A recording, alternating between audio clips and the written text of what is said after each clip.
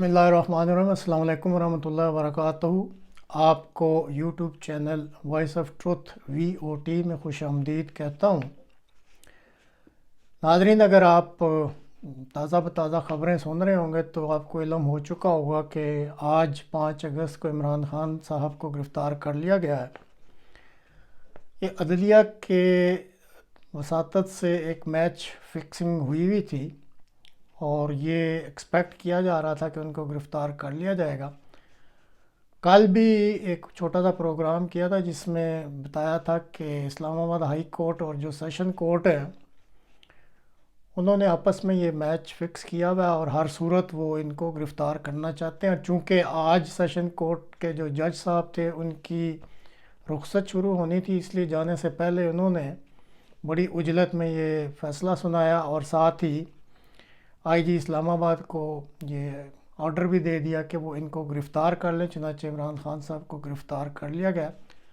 बहरहाल पाकिस्तान एक ऐसा मुल्क है जहाँ पे हर चीज़ मुमकिन है, घबराने की इस तरह की कोई बात नहीं है, क्योंकि जब सियासी जदोजहद की जाती है तो इस तरह के वाक़यात तो होते ही रहते हैं। अब इस गिरफ़्तारी के क्या मुमकिन नताइज निकलेंगे और आइंदा जो PTI का क्या लायामल होगा, क्योंकि उन्होंने ऐलान तो किया है कि वो फौरी तौर पे जो आला अदलिया है उससे रजू कर रहे हैं। बहरहाल इसका इंतज़ार करना पड़ेगा कि आइंदा चंद दिनों में इस गिरफ़्तारी के क्या नताइज निकलते हैं और इमरान खान साहब के साथ क्या सलूक किया जाता है। आज जो प्रोग्राम है उसका मौजू ये है कि पाकिस्तान को बचाने का एक मुमकिन रास्ता। इस मौजू पर कुछ बातचीत की जाएगी, लेकिन नाज़रीन ये ज़हन में रखें कि ये क़तई नज़र इसके कि इमरान खान साहब मौजूद हैं या गिरफ़्तार हैं उसका इस मौजू से बहरहाल कोई तल्लुक़ नहीं। ये एक मुख्तलिफ़ नुक्ता नज़र से जो है वो एक जो है गुफ्तगू की जाएगी। उम्मीद है आप चैनल को सब्सक्राइब करेंगे और शेयर भी ज़रूर करेंगे। किसी कौम की हालत का अंदाज़ा सिर्फ़ उसके अवाम की हालत से नहीं लगाया जाता। बाज़ दफ़ा कौमी कीमत का अंदाज़ा उसके ख़ास अफराद की हालत से लगाया जाता है और कभी उस कौम की फ़ितरती काबिलियत की वजह से लगाया जाता है। दुनिया की चंद गिनी चुनी अक़वाम के बाशिंदे बावजूद बेशुमार ख़ामियों के अपनी ज़हानत और अक्ल से इक़्तिसादी मैदान में हुकूमत कर रहे हैं, और इसी तरह ये जो चंद गिने चुने ममालिक हैं वो इल्मी इंकशाफात में भी पेश हैं। इससे मालूम होता है कि इन अक़वाम में काबिलियत के जौहर जो मौजूद होते हैं वो इन कौमों को दूसरी अक़वाम से मुमताज़ करते हैं, और फिर इसी तरह जो इन अक़वाम में फ़ितरी काबिलियत होती है इन अचीवमेंट से वो काबिलियत भी सामने आती है। अब जहाँ तक ऐसी मुमताज़ कौमों की जो हैं उनके जो ख़ास अफराद हैं उनकी काबिलियत का तल्लुक़ है,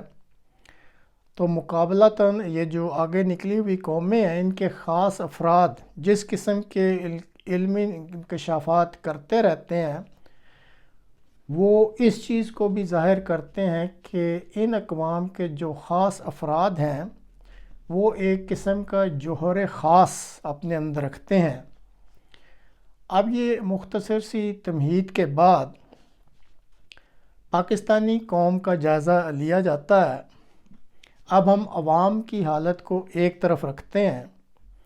अगर हम कौम की फ़ितरती काबिलियत का जायज़ा लें तो पाकिस्तान के क़याम के बाद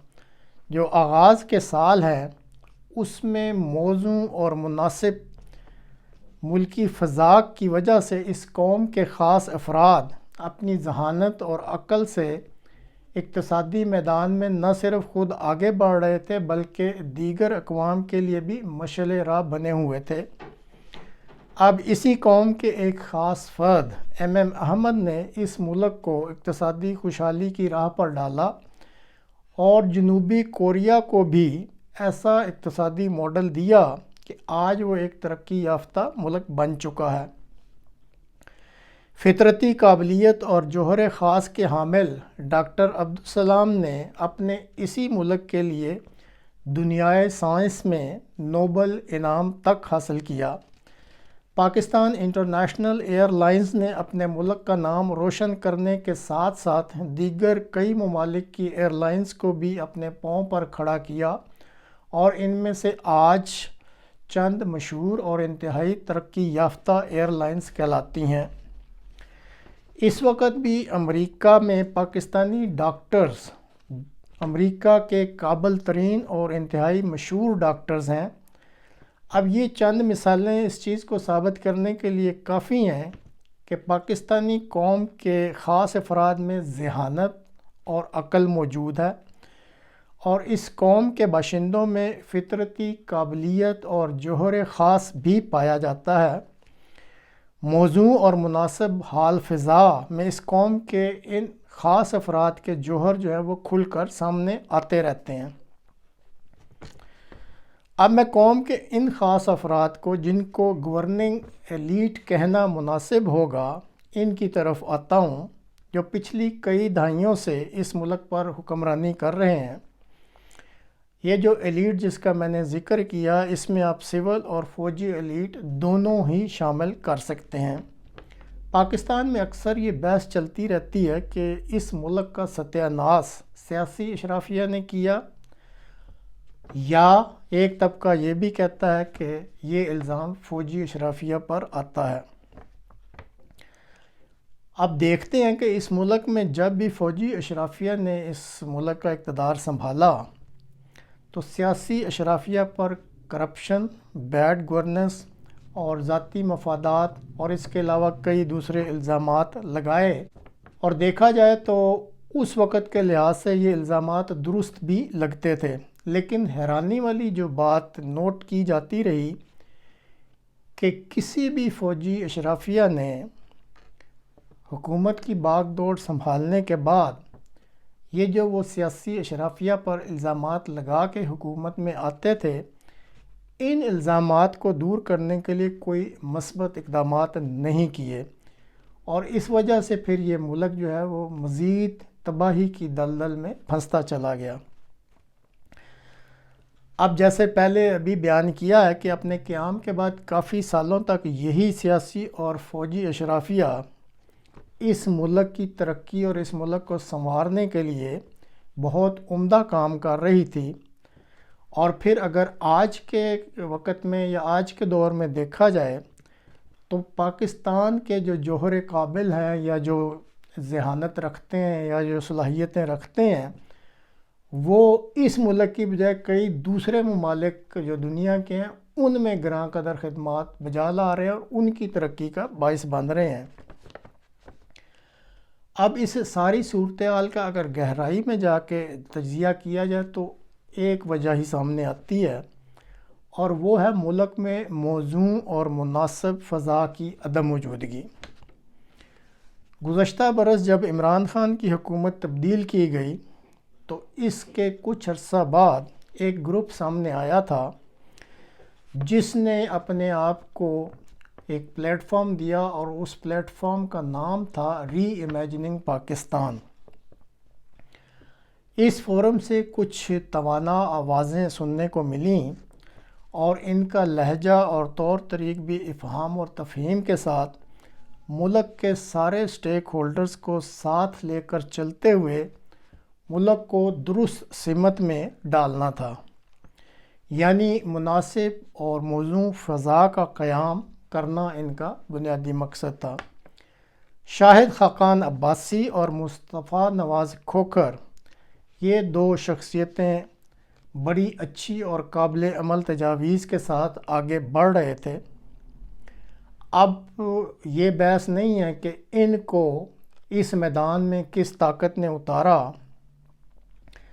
صرف ان کی جو گفتگو ہے اس کو اہمیت دیتے ہوئے یا یہ جو نقطہ نظر پیش کر رہے تھے اس کو اہمیت دیتے ہوئے اگر ان کو ایک دفعہ موقع دیا جائے تو بہت ممکن ہے کہ ہمارے اس بد قسمت ملک کے جو ستارے گردش میں ہیں وہ اس گردش سے باہر نکل آئیں۔ اور یہ ملک بچ جائے اور اپنا کھویا ہوا مقام دوبارہ حاصل کر لے۔ اب جو آج کل میڈیا میں گفت و شنید ہو رہی ہے اس کے مطابق خاقان عباسی صاحب کا نام بھی جو عبوری وزیر اعظم کے لیے مختلف نام زیر غور ہیں ان کا نام بھی لیا جا رہا ہے۔ لیکن ایک بات جو ان کے توسط سے کہی جا رہی ہے وہ یہ ہے کہ انہوں نے یہ کہا ہے کہ اگر ان کو یہ ذمہ داری دی گئی تو وہ اس ملک کو 90 روز کے اندر درست ٹریک پر نہیں چڑھا سکتے، اور بقول ان کے ان کو کم از کم 1 سال کا عرصہ درکار ہوگا۔ اب اس ملک کی سیاسی اور فوجی اشرافیہ جس نے یہ فیصلہ کرنا ہے کہ کس کو عبوری وزیر اعظم بنانا ہے، اگر وہ ملکی مفاد کو اس وقت ترجیح دیں اور شاہد خاقان عباسی صاحب کو ایک موقع دیں تو بہت ممکن ہے کہ اس طریقے سے پاکستان کو مزید تباہی کی دلدل میں جانے سے روکا جا سکتا ہے، اور بہت ممکن ہے کہ یہ ملک کسی صحیح ٹریک پر دوبارہ چڑھ جائے۔